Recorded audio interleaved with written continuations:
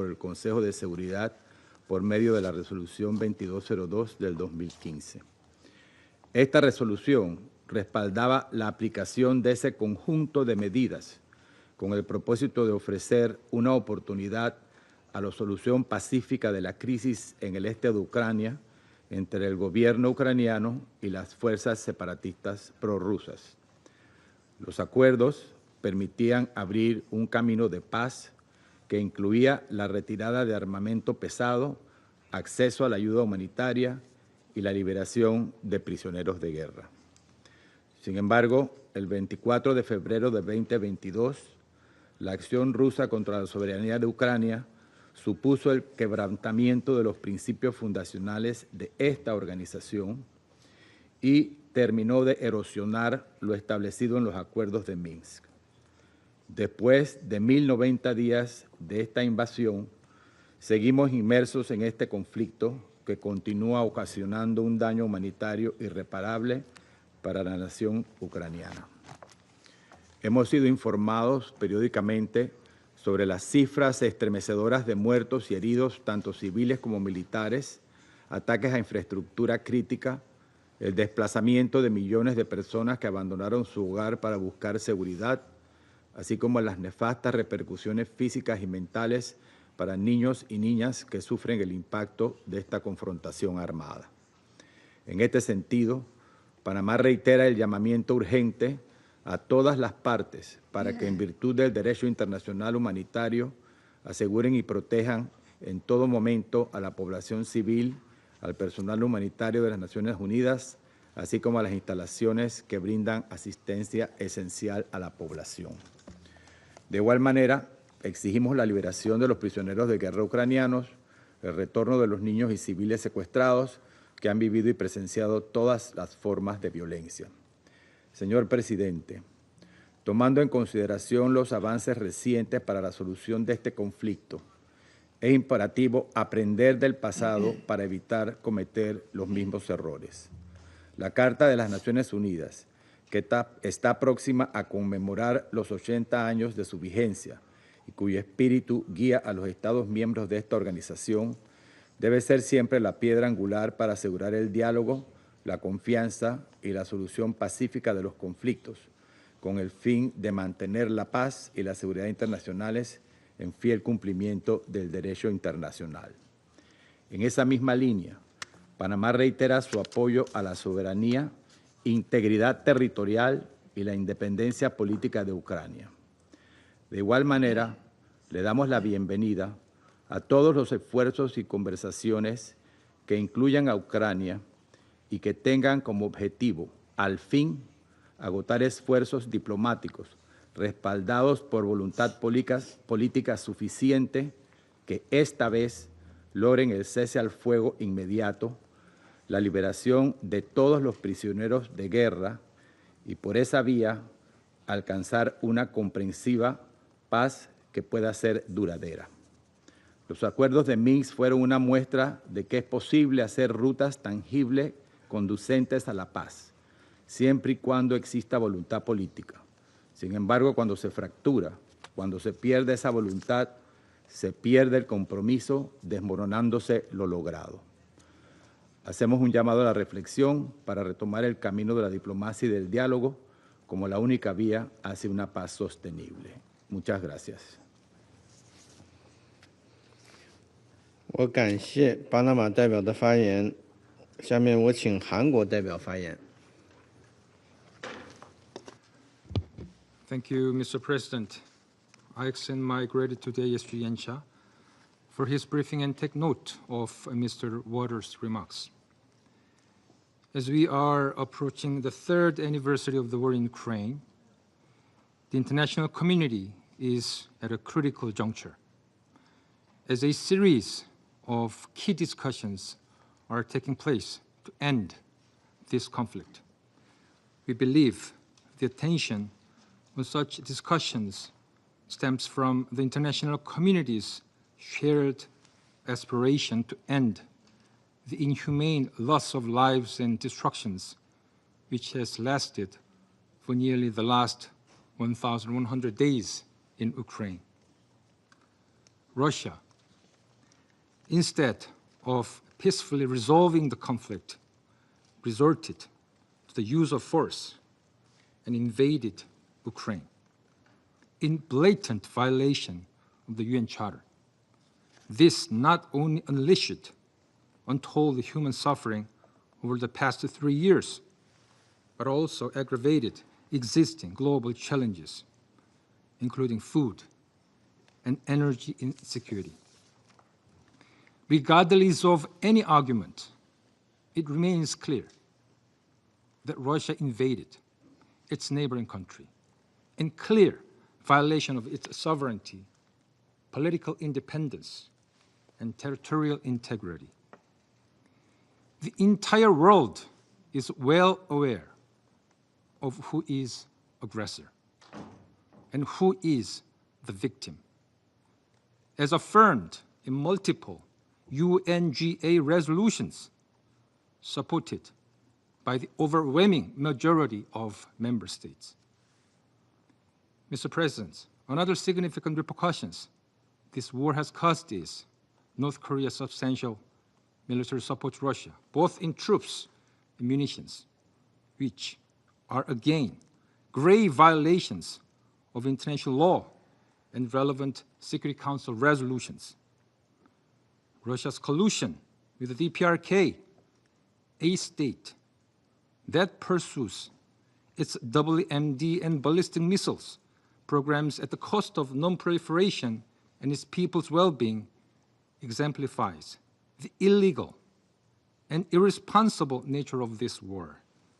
We urge Russia and DPRK to immediately cease the illegal and dangerous military cooperation, which has exacerbated the suffering of the Ukrainian people and actively undermined both the global non-proliferation regime and this Council's previous decisions. And we must not forget that the DPRK has sacrificed its own troops with more than 3,000 casualties among some 11,000 troops dispatched in an effort to leverage their losses for compensation from Russia. This support that is crucial for advancing Pyongyang's illegal WMD and ballistic missiles programs and sustaining the regime. Mr. President, 3 years into this brutal war, I express my sincere hope that this year, Ukrainians can return to the peaceful lives they lived before the war. As a once war-torn country, the Korean people know just how painful the path toward overcoming the devastating of war is. At the same time, we know that the history is on the side of freedom, justice, human rights, the rule of law, and the UN Charter. In this light, the Republic of Korea reaffirms its commitment to supporting Ukraine and its people until they overcome the current hardship. I thank you. 我感谢韩国代表的发言，下面我请索马里代表发言。Thank you, Mr. President. At the outset, I would like to thank ASD Yanka for his comprehensive briefing and express appreciation to Mr. Waters for sharing his valuable insights. The Minsk Agreement represented a significant diplomatic endeavor aimed at peaceful conflict resolution through dialogue and negotiation. The agreement signed in 2014 and 2015 ultimately failed to prevent what would become Europe's largest conflict since World War II. The experience gained from their implementation merits careful consideration by this Council, as it bears direct relevance to our collective responsibility for the maintenance of international peace and security. In that regard, I would like to make the following observations. First, the implementation of ceasefire provisions, while central to any peace process, requires robust and impartial verification mechanisms. The dedicated efforts of the OSCE Special Monitoring Mission demonstrated both the value and the inherent limitation of existing verification framework within complex security environments. Therefore, it's critical to develop a more robust frameworks for monitoring and verifying compliance with peace agreements, drawing upon the expertise of the United Nations Secretariat and its specialized agencies. Second, the precise formulation of peace agreements require particular attention to implementation sequencing and the establishment of unambiguous benchmarks for compliance. The experience of the Minsk Agreement underscores the importance of clarity in diplomatic instruments, particularly regarding the synchronization of political and security measures. Third, in the years leading up to February 2022, despite clear warning signs, we did not take decisive preventative actions. It's incumbent upon this Council to examine its preventative role as mandated by the Charter and enhance its early warning capabilities through strengthened coordination with regional organizations and relevant United Nations entities. The credibility of the Council, and indeed the United Nations itself, rests not on our ability to respond to conflicts, but on our capacity to prevent them. Mr. President, the Security Council preventative and Pacific settlement of disputes mandates remain cornerstone of the international peace and security architecture. Its effective execution requires not only the necessary institutional frameworks, but also sustained commitment of all member states to the principle enshrined in the Charter. As we contemplate these matters, it's clear after 3 years of war in Ukraine that there can be no military solution to the conflict. It requires enhanced international cooperation and a renewed commitment to diplomacy in accordance with principles of the United Nations. It's imperative that all parties work toward de-escalation and the creation of an environment conducive to constructive dialogue and peaceful resolution of the conflict. My delegation stands ready to engage constructively with Council members and the broader United Nations membership in strengthening our collective capacity for conflict prevention and resolution. I thank you, Mr. President. 我感谢索马里代表的发言，下面我请美国代表发言。Thank you, Mr. President, and thank you, Assistant Secretary General Janka, for your remarks. Colleagues, the goal of the Minsk agreements was an end to the fighting and restoration of Ukraine's control over its territory within its internationally recognized borders. Russia signed these agreements but never implemented any of the commitments it agreed to, not a single one. Not the Minsk Protocol or the Minsk package of measures, not the scores of interventions negotiated by the Trilateral Contact Group. These commitments included agreements on ceasefire, the withdrawal of foreign military forces from Ukraine's sovereign territory, the disbanding of illegal armed groups in eastern Ukraine that received support from Russia, and the return of control of the Ukrainian side of the international border to Ukraine. Russia did none of these things. Instead, Russia consistently and repeatedly worked to undermine the fundamental purpose of the Minsk agreements, escalated the fighting, and undermined international monitoring efforts. As our Secretary of Defense stated last week at the Ukraine Defense Contact Group, we want a sovereign and prosperous Ukraine. But we must start by recognizing that returning to Ukraine's pre-2014 borders is an unrealistic objective. Chasing this illusionary goal will only prolong the war and cause more suffering.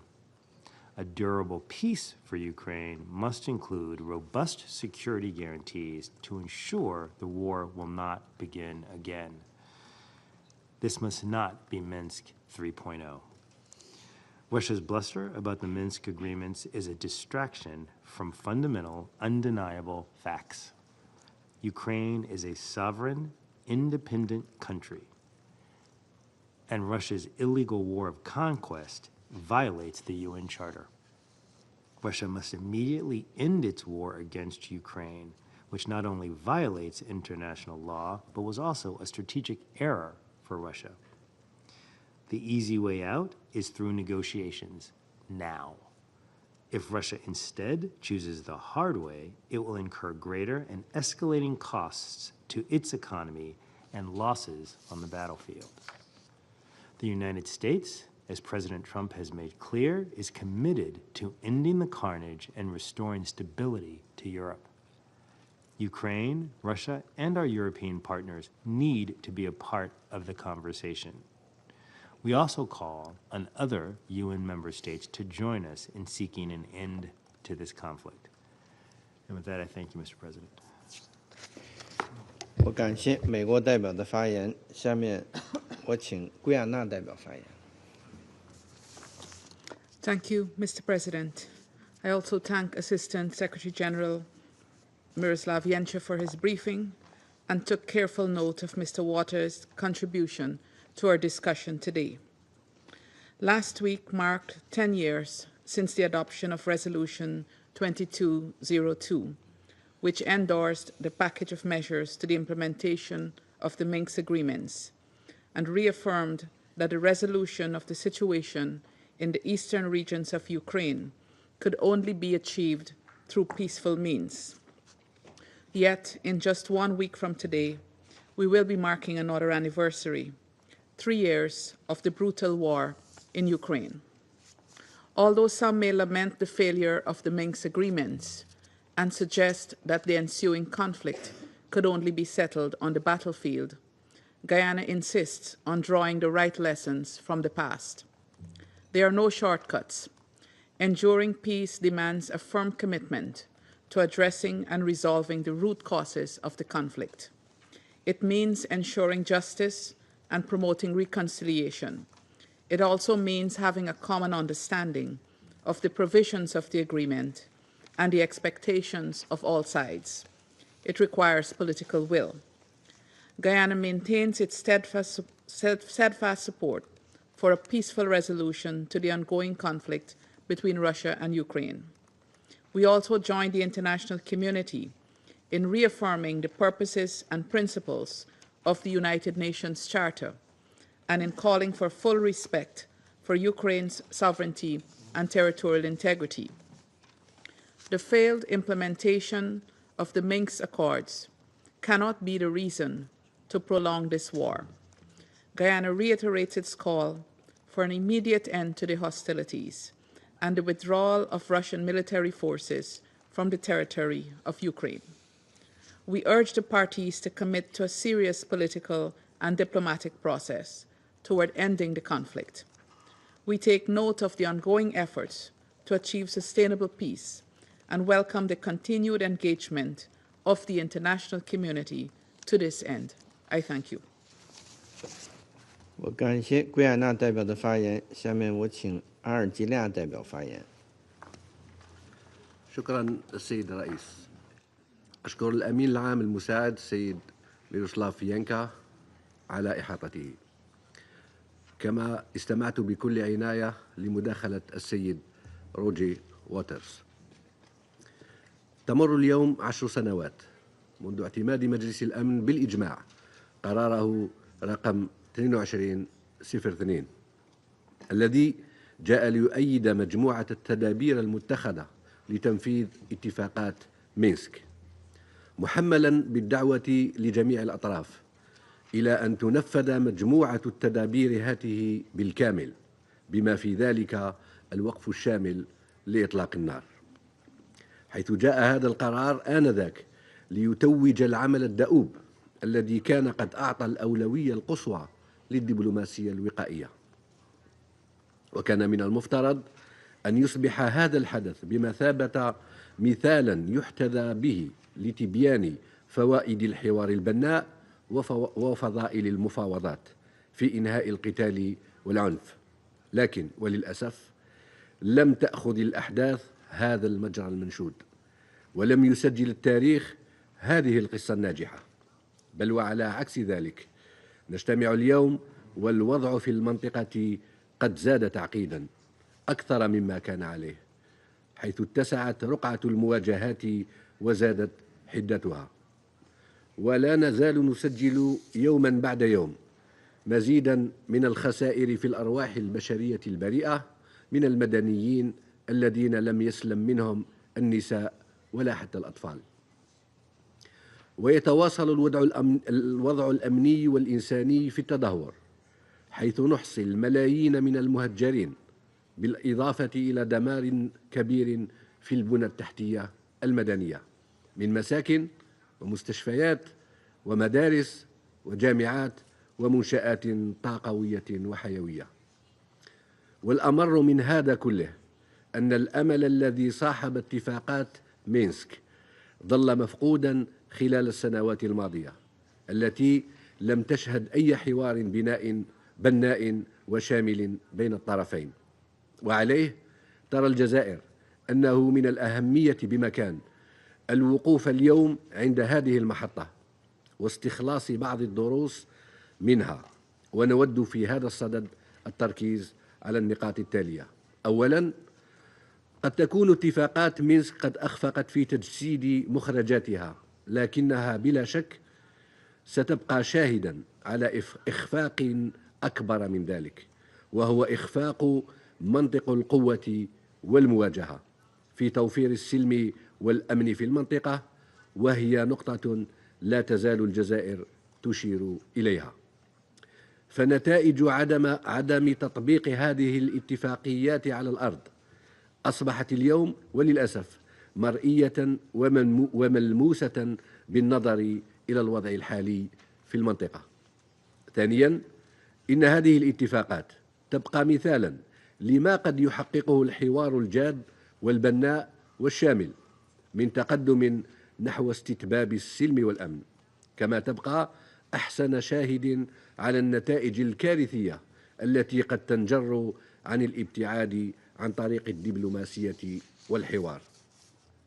ولنا كذلك في مبادرة البحر الأسود لنقل الحبوب، وفي مختلف اتفاقيات تبادل الأسرى بين الطرفين أمثلة أخرى لما يمكن تحقيقه من خلال الحوار والمفاوضات. ثالثاً، وبوصفنا أعضاء في مجلس الأمن، فإن مهمتنا الأولى وهدفنا الأسمى يجب أن يكون في العمل جاهدين على توفير السلم والأمن في المنطقة، وهو ما يمكن أن يتأتى في منظورنا من خلال تشجيع الطرفين على الانخراط في مسار تفاوضي حقيقي. ففشل تنفيذ اتفاقات مينسك لا يمنعنا من الاستلهام بروحه، هذه الروح نفسها التي غلبت توافق الآراء على المواجهة، والتي فضلت التفاهم المشترك على الاستقطاب.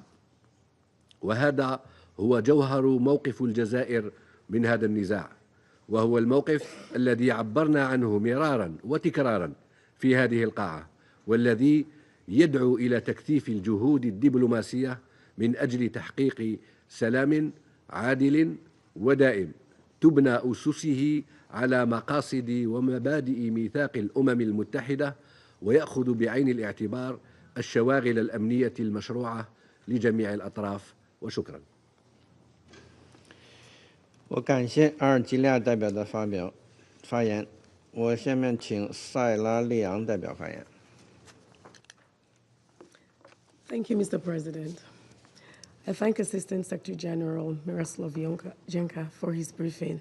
We also take note of the contribution of Mr. Roger Waters. Sierra Leone welcomes the participation of the representative of Ukraine in this meeting. In 7 days, we will mark the end of the third year of the ongoing conflict in Ukraine, which has resulted in over 40,000 civilian casualties and widespread destruction of vital civilian infrastructure, including homes, schools, hospitals, markets, and energy facilities. A severe humanitarian crisis is unfolding in Ukraine, with limited access to food, income, and essential services. According to OCHA, there are approximately 3.6 million internally displaced persons within Ukraine, some displaced for over a year. Additionally, the conflict has prevented over 6.8 million refugees from returning to their homes, creating the largest displacement crisis in Europe since World War II, as reported by UNHCR. Deliberate targeting of critical energy infrastructure, including thermal, hydro, and nuclear power plants in both Russia and Ukraine, poses significant regional and global risks. The attack on the former Chernobyl nuclear plant in Ukraine last Friday, which damaged protective infrastructure meant to prevent radiation leaks, exemplifies the dangerous consequences of targeting energy facilities. The impact of this conflict has been particularly devastating for millions of children, many of whom have suffered physical injuries from bombings and live in constant fear. Their mental and emotional health has been deeply affected, compounded by poor sanitation, disease outbreaks, loss of loved ones, separation from families, and prolonged displacement. Sierra Leone reiterates that attacks on civilians and civilian infrastructure are strictly prohibited under international law. We call on all parties to comply fully with international law, especially international humanitarian law. Reflecting on the Minsk agreements endorsed by Security Council Resolution 2202 in 2015, we acknowledge the original hope that they would lead to a cessation of hostilities and facilitate political dialogue. Unfortunately, that outcome was not realized. Regardless of the reasons for this failure, the priority now must be to find a pathway to an immediate ceasefire and lasting peace that will end the suffering of men, women, and children on both sides. Mr. President, the conflict in Ukraine will not be resolved by military means. It is essential that a political settlement based on full adherence to the principles of the UN Charter ensures respect for Ukraine's sovereignty and territorial integrity within its internationally recognized borders. At the same time, the legitimate concerns of all parties must be addressed. A solution to this protracted conflict must consider its protracted and entrenched nature, addressing the drivers of the conflict since 2014.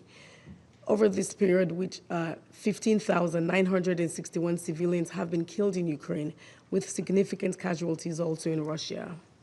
Diplomatic negotiations in 2014, culminating in the signing of the second Minsk agreement, demonstrate that peace is achievable through the willingness and good faith participation of both parties, with support from influential third parties. We acknowledge the concerted efforts made by various countries over the years to facilitate ceasefires through the Minsk agreements, bilateral talks, multilateral actions, and the UN General Assembly resolutions. President, there are indications that diplomatic avenues remain open. The Security Council must therefore work together to articulate a coherent, holistic process with clear objectives and political elements. We must speak with one voice in support of an immediate ceasefire and lasting peace. While the Minsk agreement sought to resolve the conflict on a smaller scale, their successes and shortcomings provide valuable lessons. First, the peace process must be guided by a clear articulation of the end goals, with a shared understanding of the steps that must be taken by the parties, intermediaries, and other stakeholders. The process must also be underpinned by a robust management framework and compliance mechanisms that have proven effective in ensuring states adhere to agreements. Second, considering the significant differences in peace proposals from Russia and Ukraine, careful consideration should be given to their alignment with the principles of the UN Charter, international law, including international human rights law and international humanitarian law. The long-term implications for regional and global stability must also be addressed, as peace agreements must reflect the realities of people's lives and the global context. Third, the legitimacy of the peace process and its outcomes must be affirmed at the national, regional, and international levels. It is critical that all relevant stakeholders, including political actors, women, youth, and civil society, are consulted and actively participate. Furthermore, the necessary legislative and constitutional processes must be followed. At the international level, the Security Council has demonstrated its commitments to supporting lasting peace and should continue to do so. Regional arrangements can also play a complementary role and are to be engaged as well. In conclusion, Mr. President, we're fully aware that this process demands patience and persistence. We urge the parties to refrain from escalating the conflict further and to commit to diplomatic engagement that will lead to the cessation of hostilities and the peaceful resolution of this conflict. I thank you. 我感谢塞拉利昂代表的发言，下面我请丹麦代表发言。Thank you, Mr. President. I extend my appreciation to Assistant Secretary General Genscher for his briefing. I also welcome the participation of Ukraine in today's meeting. Denmark relishes any opportunity to address the unjust war in Ukraine and the suffering of the Ukrainian people. However, today's meeting is just another attempt to deflect reality and justify Russia's illegal and unprovoked war of aggression against Ukraine. This war remains a blatant violation of international law, including the UN Charter. Denmark, along with other members of this Council, supported the Minsk process and Normandy format. These negotiations were launched in good faith to maintain peace while preserving Ukraine's territorial integrity. We all know who blatantly ignored the commitments under these agreements and effectively killed the Minsk process. President Putin himself, proudly declaring that the Minsk agreements no longer existed. Mr. President, this meeting is part of an ongoing disinformation campaign to try and detract us from the real objective, the subjugation of Ukraine and the denial of its sovereignty and independence. Denmark stands by Ukraine. We are committed to its independence, sovereignty, and territorial integrity in the face of Russia's war of aggression. Tragically, this illegal war of aggression has raged now for almost 3 years, resulting in terrible human suffering and serious global consequences.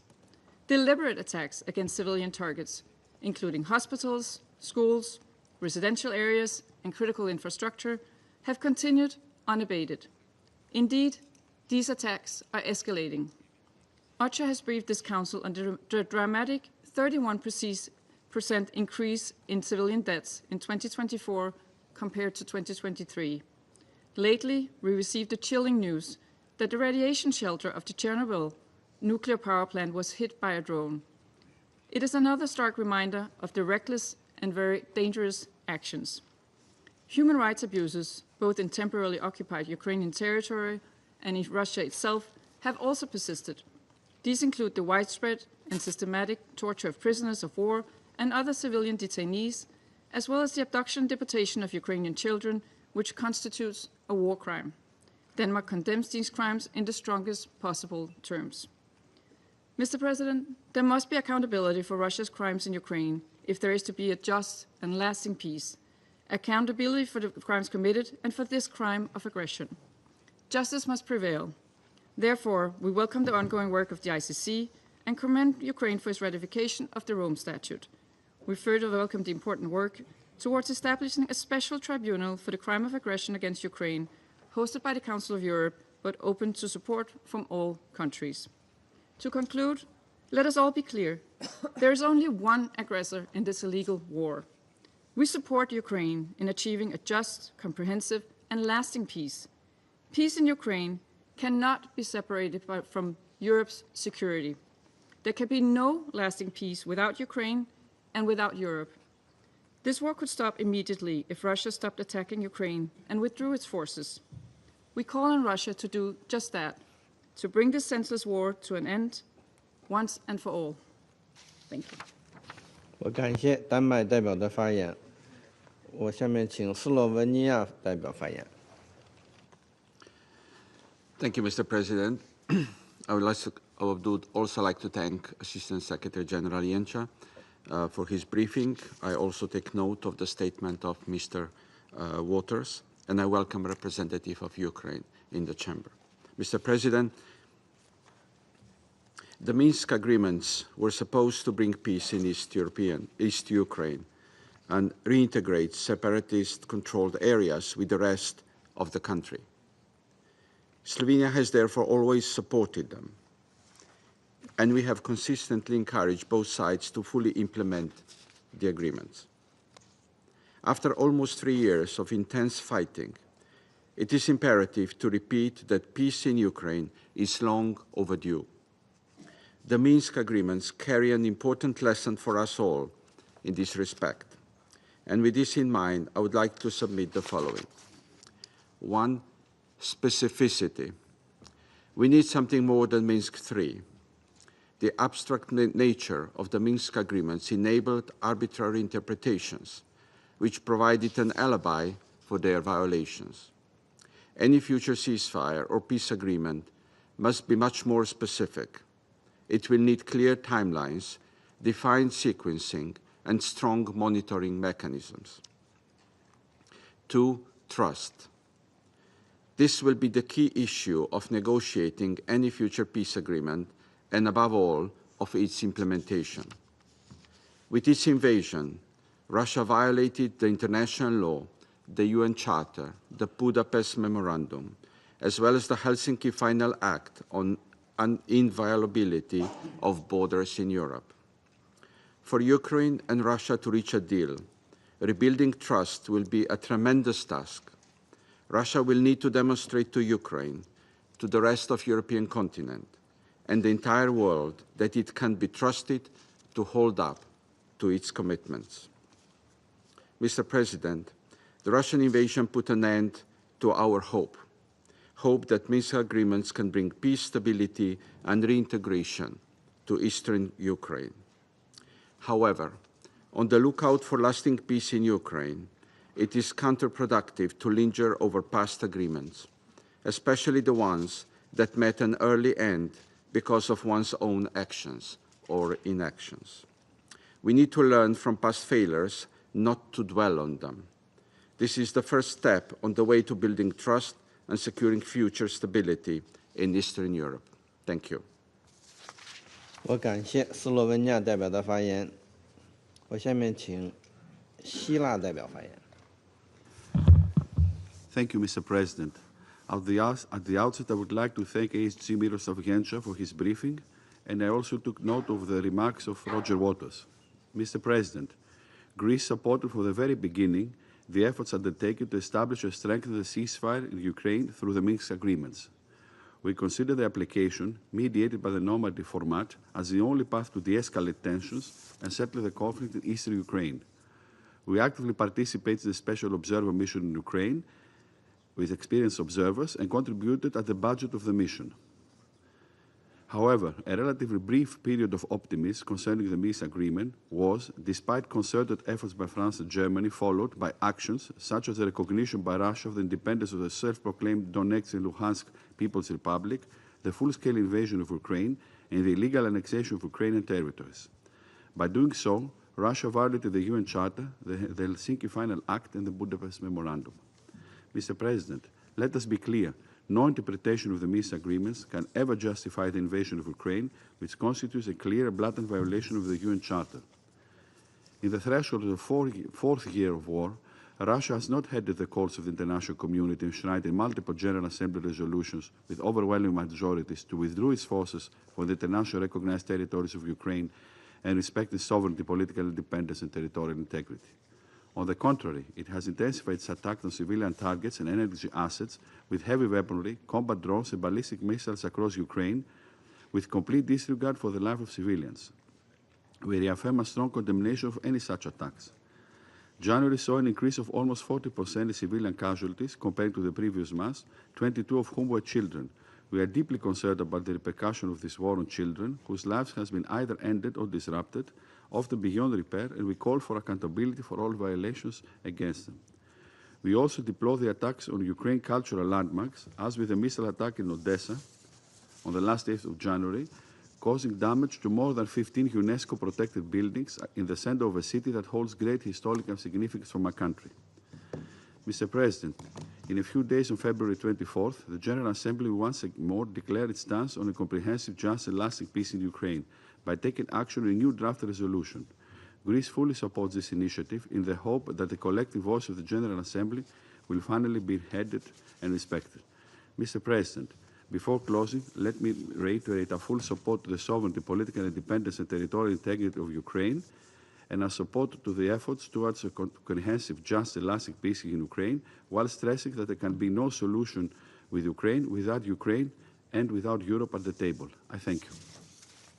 感谢希腊代表的发言。下面我请法国代表发言。Monsieur le Président, il importe de s'en tenir aux faits. En Ukraine, il y a un agresseur, la Russie, qui viole le droit international et a attaqué un État souverain qui ne le menaçait en rien.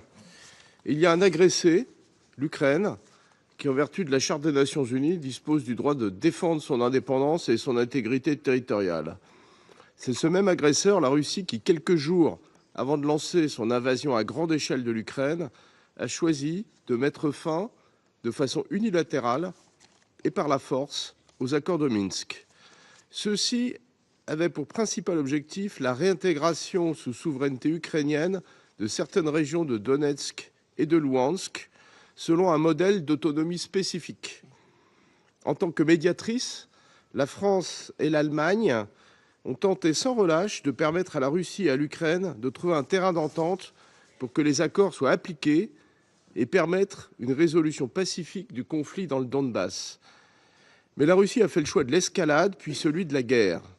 Malgré son engagement de façade à respecter les accords de Minsk, elle n'a cessé d'attiser les tensions dans le Donbass et s'est employée à déstabiliser l'Ukraine.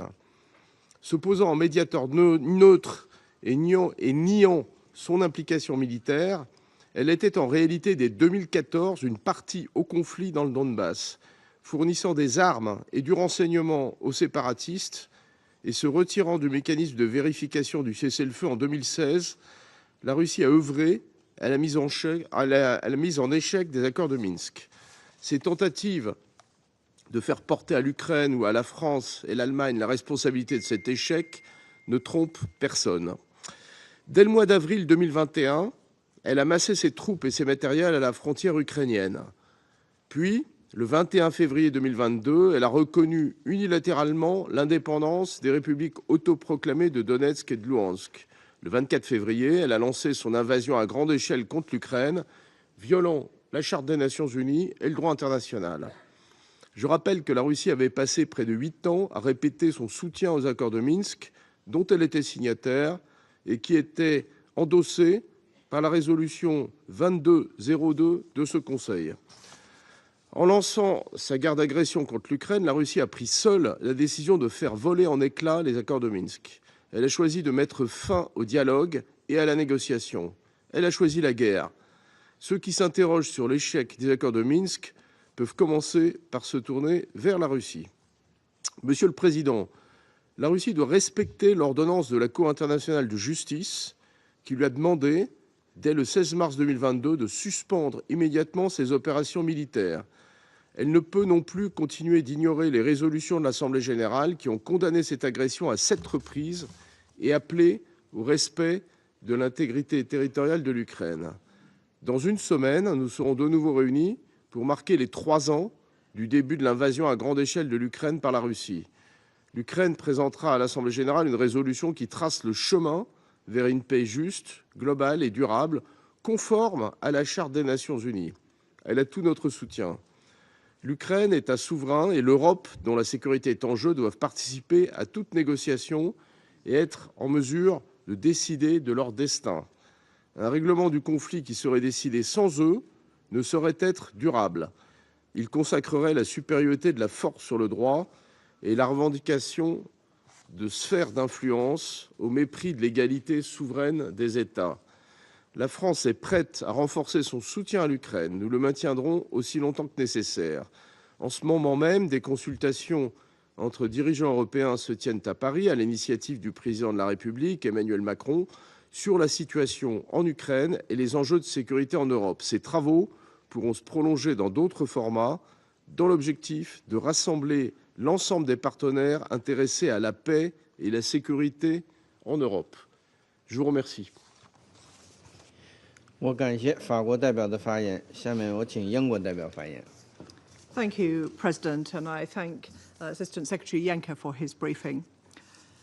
President, Russia is once again using this meeting in an attempt to distort the truth behind its illegal war. I'll make 3 points about lessons. First, the events of the last decade in Ukraine originate from a simple, sad reality.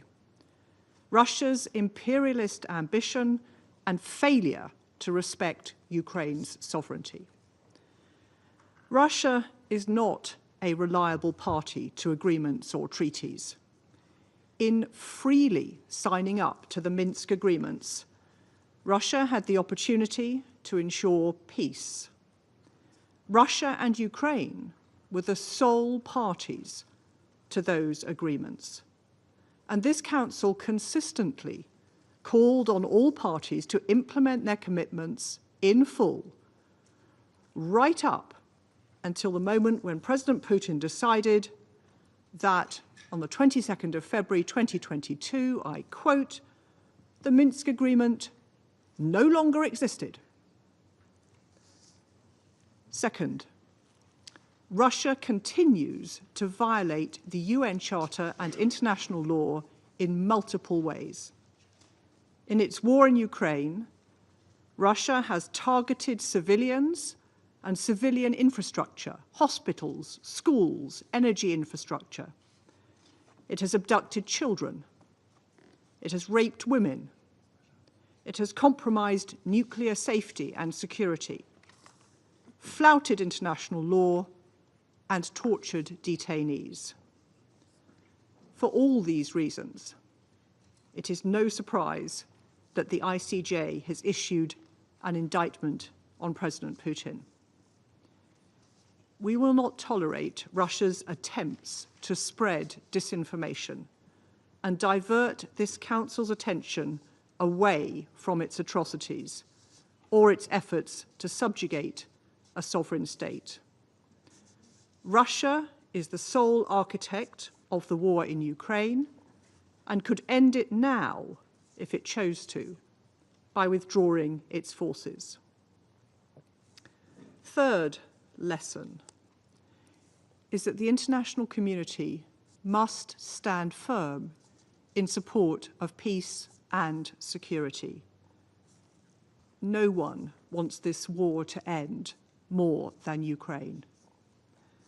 But Putin's so-called preconditions for talks, reaffirmed by his Deputy Foreign Minister just a few days ago, have been that Ukraine withdraw from its own sovereign territory and abandon its sovereign right to choose its alliances. No country could or should accept this. So we can and must create the conditions for a just and lasting peace, which protects Ukraine's security, sovereignty, and independence. This will require robust security arrangements from the outset, which ensure that Russia is never able to invade again. Putin has shown time and again that he will break a weak deal. The UK will continue to play our part. We will continue to provide concrete support for Ukraine's self-defense and security for as long as it is needed. And we are clear that Ukraine's voice must be at the heart of any negotiations. Let me conclude, President, by reminding Russia that the suffering of so many Ukrainians today simply would not exist if Russia fulfilled its most basic obligation as a member of the United Nations, to respect the principles of the UN Charter. I thank you. 我感谢英国代表的发言。我现在以中国代表的身份发言。我首先感谢严洽助理秘书长和 Reuters 先生所做的通报。10年前，乌克兰问题当事方通过谈判达成了新明斯克协议，安理会一致通过第2202号决议予以核可，代表了通过对话谈判解决分歧和争端的正确方向。遗憾的是，协议达成后，大部分条款未能得到全面有效执行。本该逐步降温的局势，反而愈演愈烈，进而导致危机全面升级，酿成更大规模的冲突，持续延宕至今。新明斯克协议的失败令人痛惜，其历史教训值得反思。各位同事，对于世界上的争端和冲突，中国一贯主张根据宪章规定，通过对话协商，以和平方式解决。在俄乌冲突问题上也一样，中国不是这场危机的制造者，更不是当事方，但我们没有隔岸观火，更没有借机谋利。从危机爆发之初，中方就呼吁对话协商解决问题。习近平主席提出4点主张，强调各国主权和领土完整应得到尊重，联合国宪章宗旨和原则应得到遵守，各方合理安全关切应得到重视，一切致力于和平的努力应得到支持。这是中方在乌克兰问题上的根本遵循。中方积极开展外交斡旋，同包括俄罗斯、乌克兰在内的有关各方保持接触。中方深入参与联合国和安理会框架下关于乌克兰问题的审议，为推动停火止战、政治解决发挥建设性作用。中方还同巴西等国发起和平之友小组，汇聚全球南方国家集体智慧，形成支持和推动和平的重要力量。形势发展证明，中方的主张客观、公正、理性、务实，与国际社会的广泛共识是高度一致的。当前，乌克兰问题即将迎来谈判解决的关键时刻，任何冲突的终点都是谈判桌，历史最终一定是公正的。我们乐见一切致力于和平的努力，包括美俄达成的关于启动和谈的共识。同时，我们也期待所有当事方和利益攸关方都能参与到和谈进程中来，达成公平、持久、有约束力、所有当事方都接受的和平协议。战事发生在欧洲大地，欧洲有必要为和平发挥作用。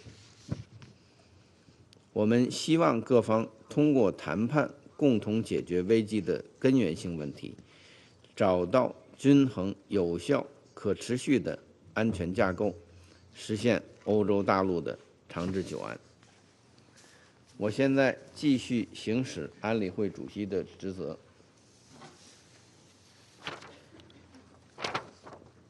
俄罗斯代表要求再次发言，我现在请他发言。Господин председатель, спасибо. Очень показательное сегодня заседание. Я хочу поблагодарить наших европейских коллег и их союзников за то, что сегодня своими выступлениями они лишний раз красочно продемонстрировали полную оторванность европейской дипломатии от реальности и ее неспособности к какому-либо анализу. Эта дипломатия, живет в прошлом и останется там. Ее задача сегодня продлить как можно дольше агонию киевского режима в надежде, что этот режим сможет ослабить Россию. Продолжайте, коллеги, пребывать в этой несбыточной иллюзии, а мы пойдем дальше и так или иначе решим этот кризис.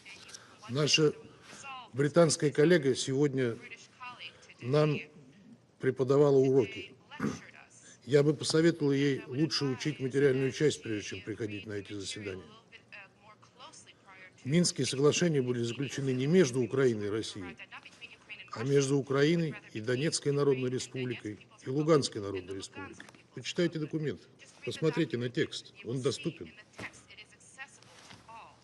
Сейчас все пытается переваливать с больной головы на здоровую, обвиняя Россию в том, что это, оказывается, она не выполнила Минские соглашения. Минские соглашения, которые мы добросовестно пытались заставить Украину выполнить, но которая их постоянно саботировала при поддержке своих западных спонсоров. А то, что на нас накладывают вину за то, что мы объявили окончание Минских соглашений, так мы всего лишь констатировали медицинский факт. Потому что к тому моменту Минские соглашения, которые вы все здесь саботировали, вы западные страны, вы гаранты Минских соглашений, они умерли. Благодаря вам. Спасибо.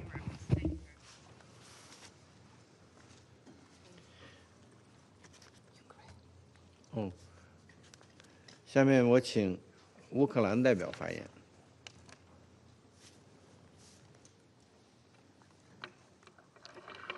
Thank you, Mr. President. And I thank AHG Mr. Miroslav Jenča for his briefing. Today's meeting serves as a reminder of how the Russian Federation treats those agreements to which it is a party. And the Minsk agreements are a powerful example and one of many. On this very day in 2022, in this very chamber, the delegation of Ukraine, along with many Security Council members, expressed concern over dangerous developments triggered by the Russian Federation.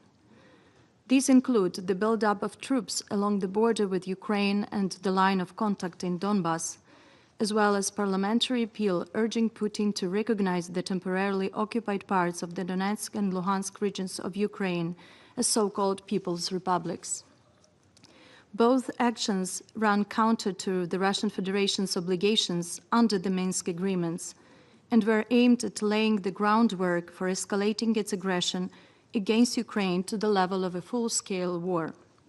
Let me remind that at that meeting, Russia assured the Security Council that, I quote, "there is no alternative to that momentous document," notably the Minsk agreements.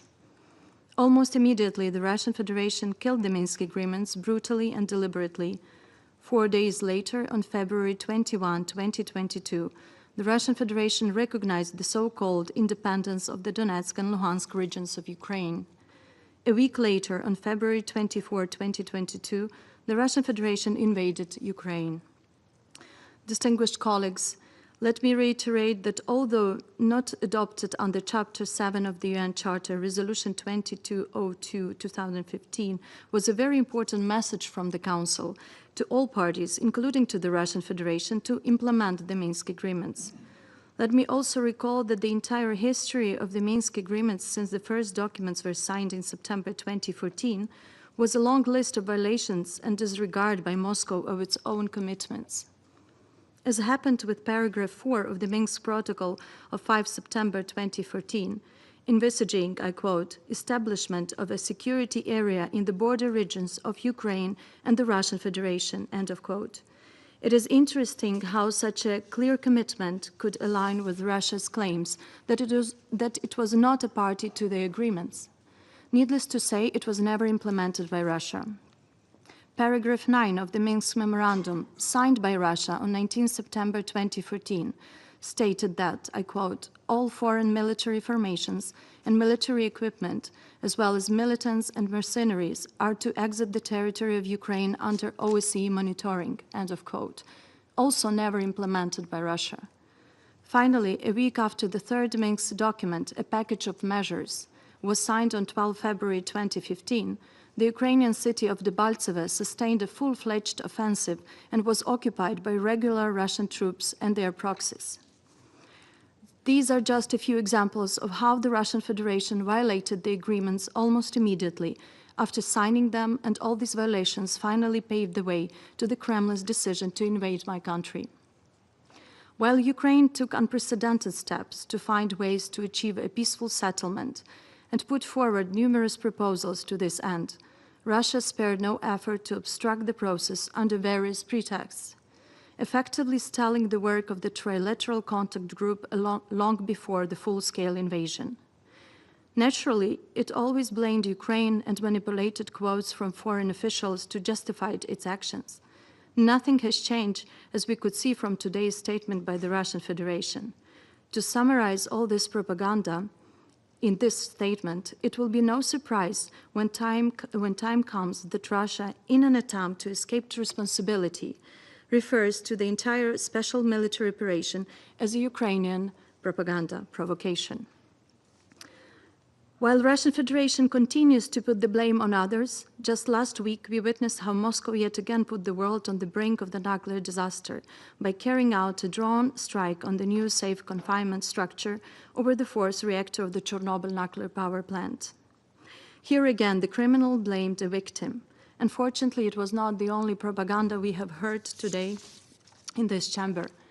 It is baffling that such a simple idea that people of Ukraine are pro-Ukrainian, and that is why we defend and will continue to defend our native soul and ourselves, does not occur to the singers of the Russian propaganda.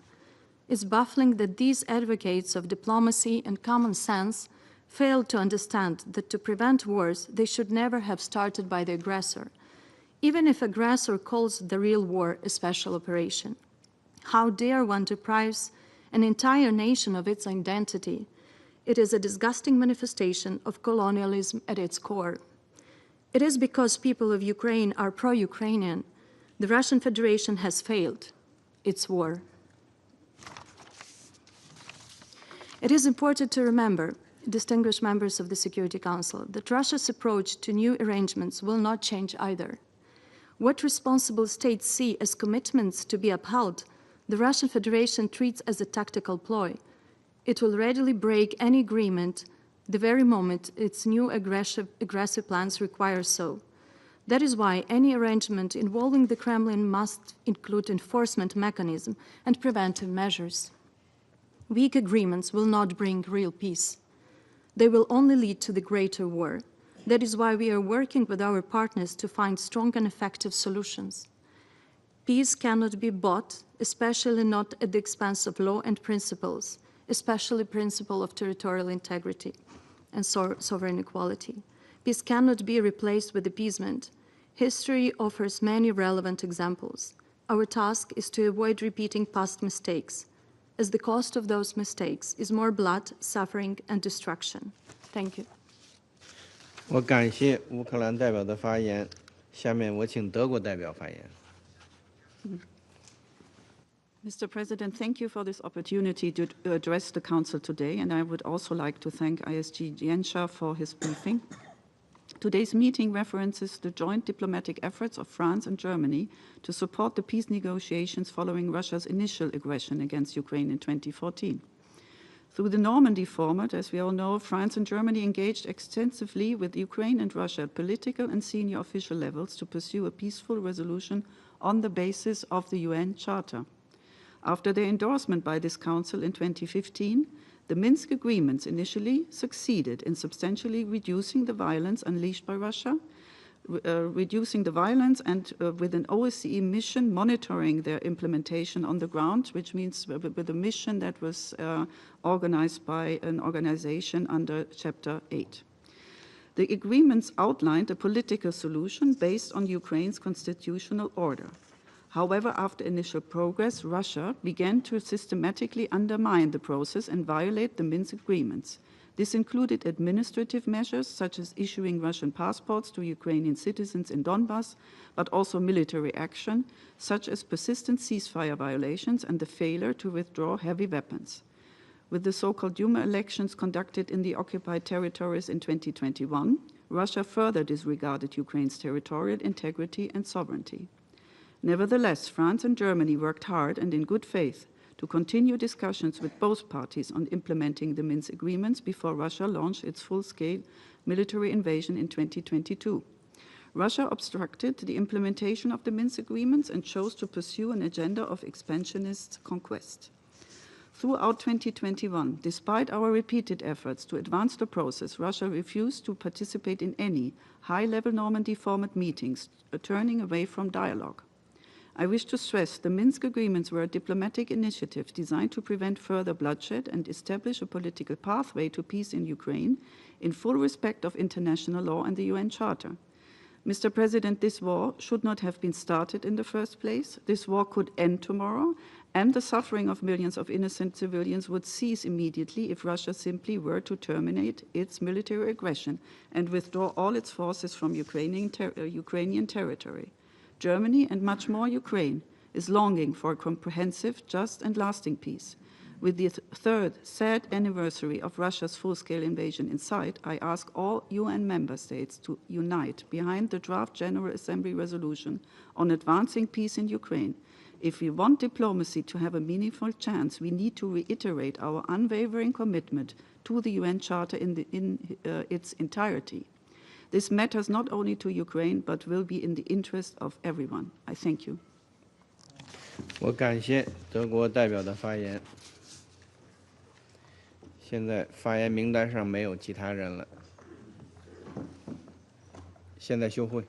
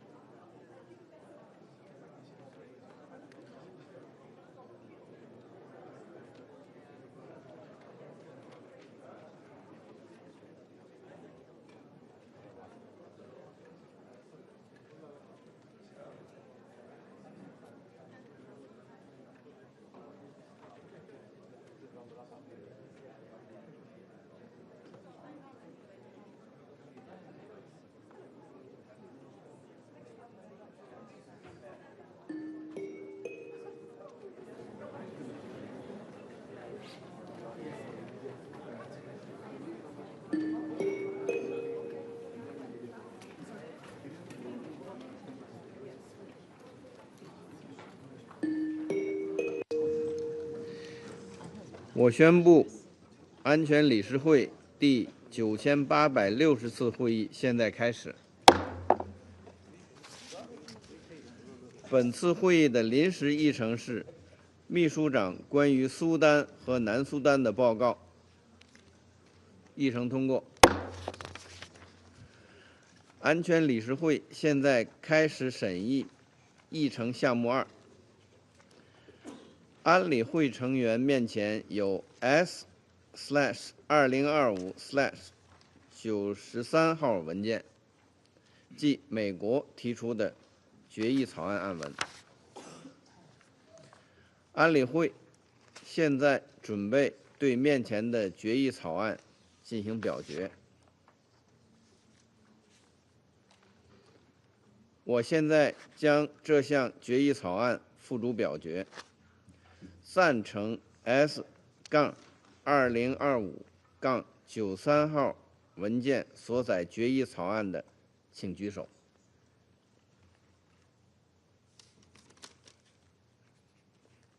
请放下。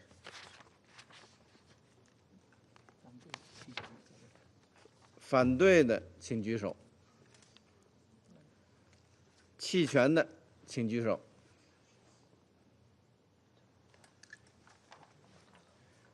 表决结果如下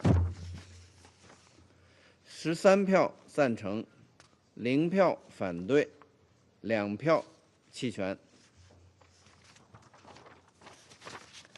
决议草案获得通过，成为第2772（2025号）决议。我现在请想在表决后发言的安理会成员发言。我现在请美国代表发言。Thank you, Mr. President. The United States welcomes the adoption of the resolution and the renewal of the mandate of the Sudan Panel of Experts.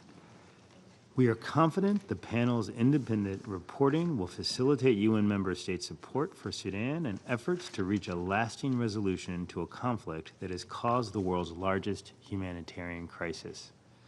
The panel's reporting provides unique information crucial to stemming the flow of arms and funds, stopping the fighting, and supporting a civilian-led political alternative to the Sudanese armed forces or the rapid support forces. U.S. support remains steadfast for the Sudanese people and their demands for a durable end to the conflict and a political transition to democratic governance. Thank you, Mr. President. 我感谢美国代表的发言，下面我请圭亚那代表发言。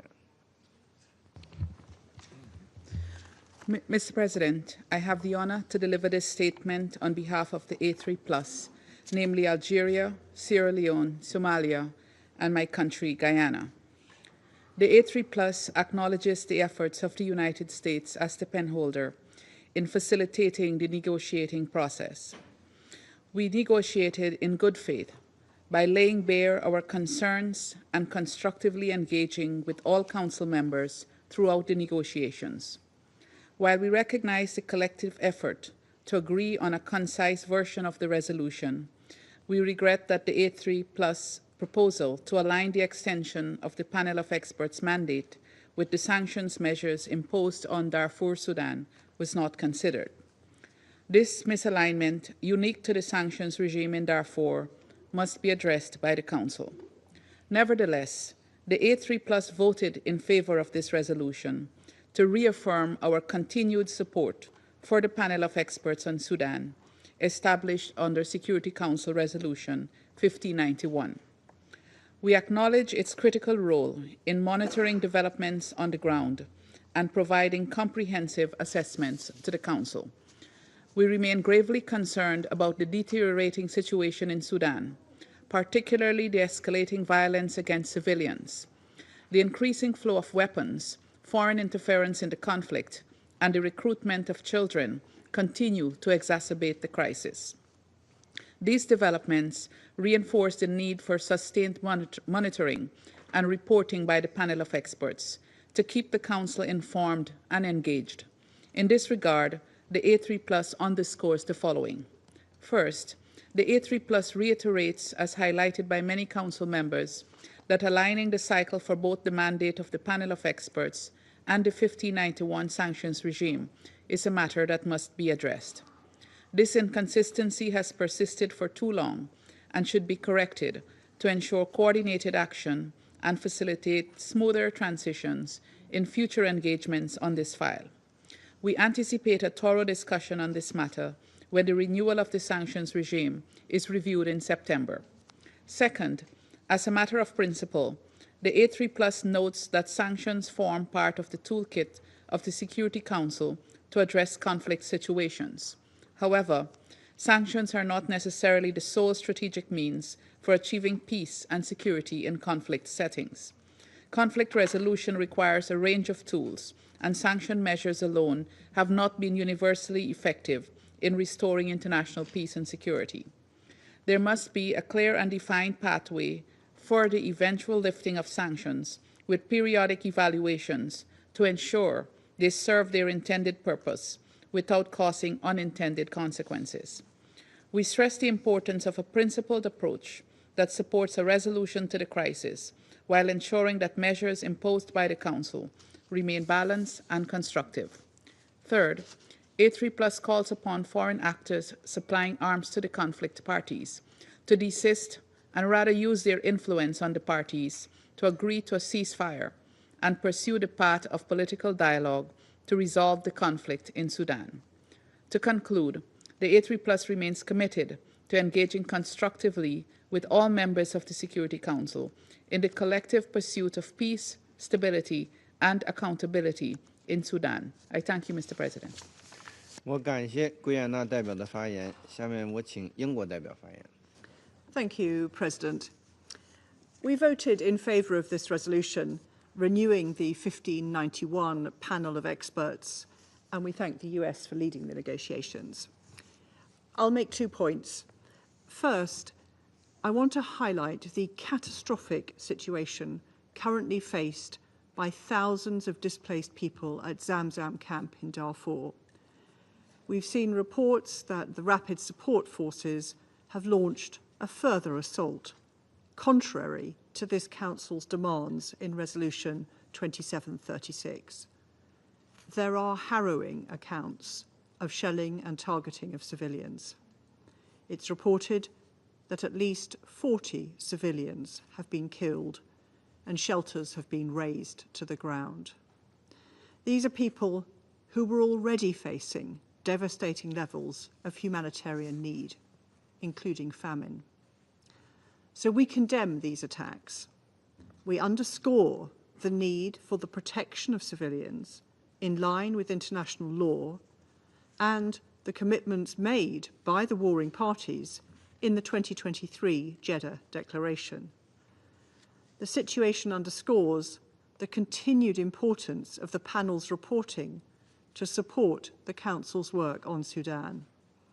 And once again, we call on all member states to refrain from external interference which foments conflict and instability, and instead to support mediation efforts for a durable peace.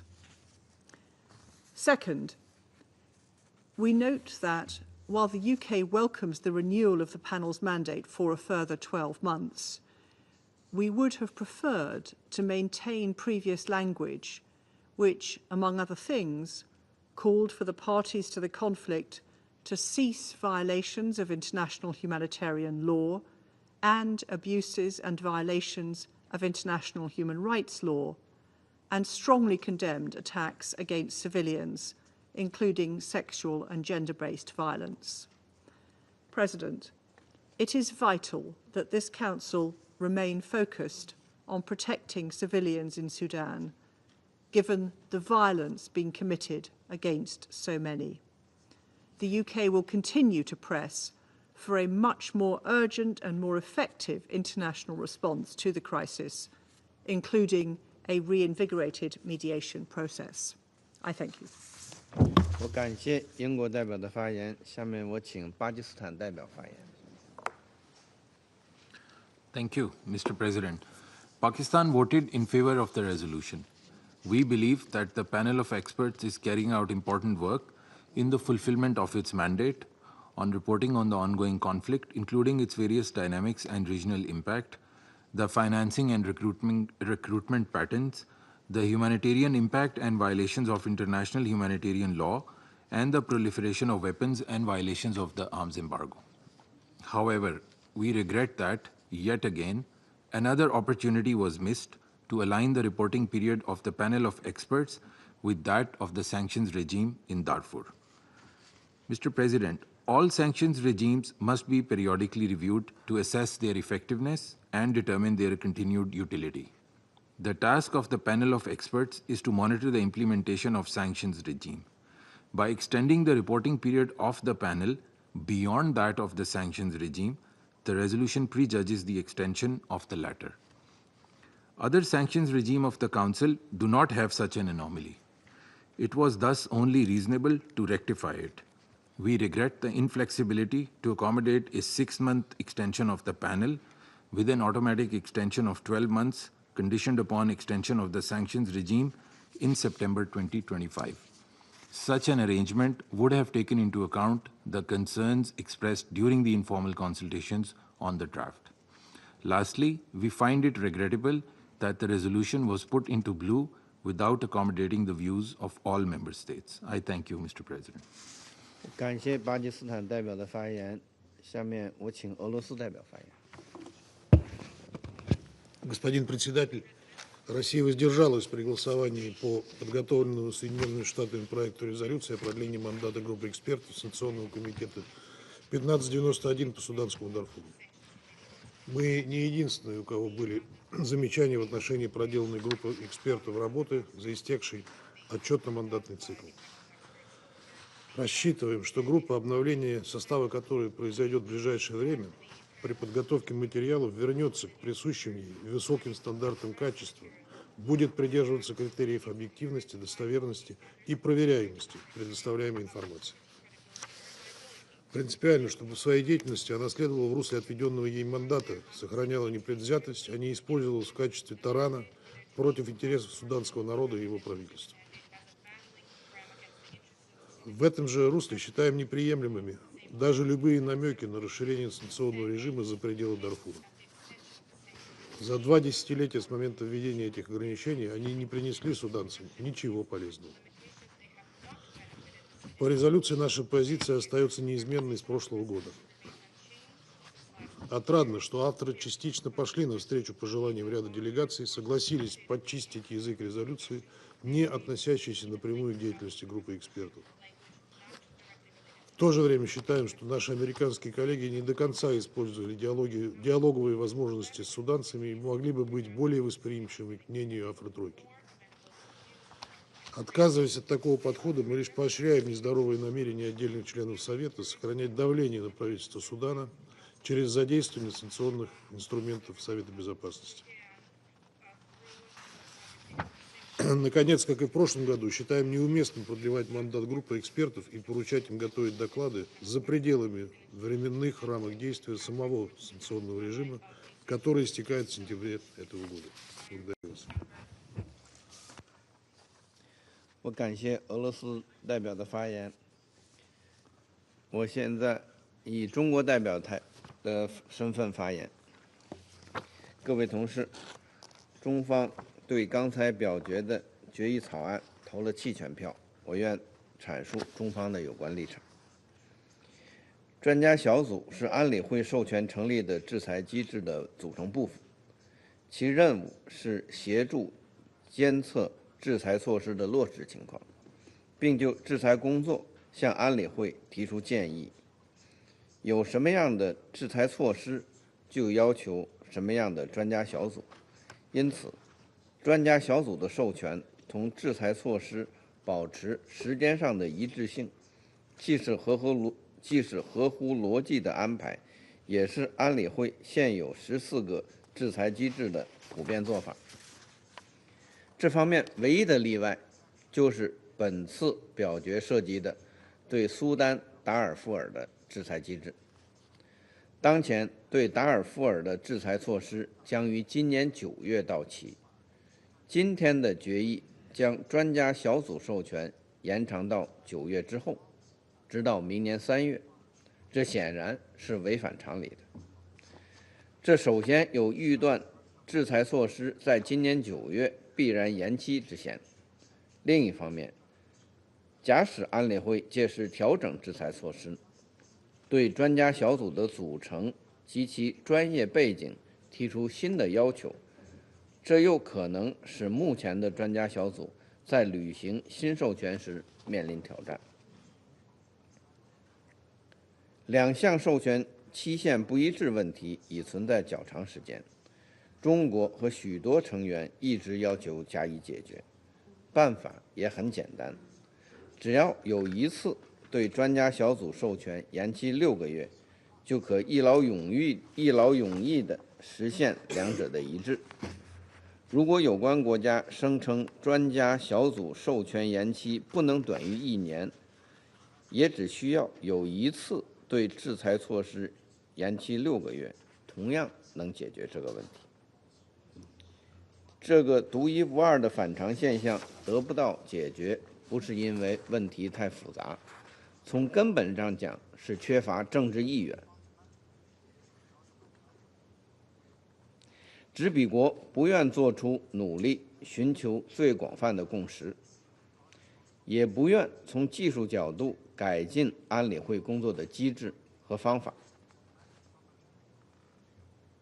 安理会下阶段处理涉苏丹制裁问题，必须解决这个例外。我们敦促执笔国为此负起责任。各位同事，苏丹冲突已延宕近2年，造成严重人道主义后果。中方注意到日前非盟峰会就苏丹问题进行了讨论，我们呼吁冲突各方尽快停火止战，支持联合国同非盟伊加特等形成斡旋合力，推动各方重回政治对话轨道，呼吁国际社会加大援助力度，帮助苏丹早日恢复和平。我现在继续行使安理会主权的职能。发言名单上没有其他人，现在休会。